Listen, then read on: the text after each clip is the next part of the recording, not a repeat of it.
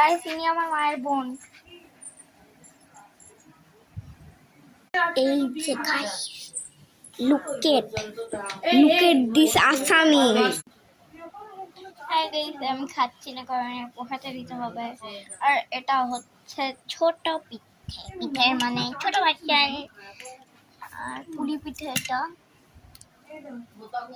আর তোমার ভালো খেতে তাই জন্য আমি ভালো খেয়েছি।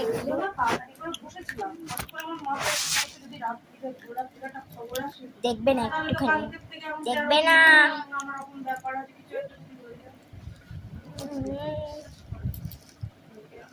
আর গাইস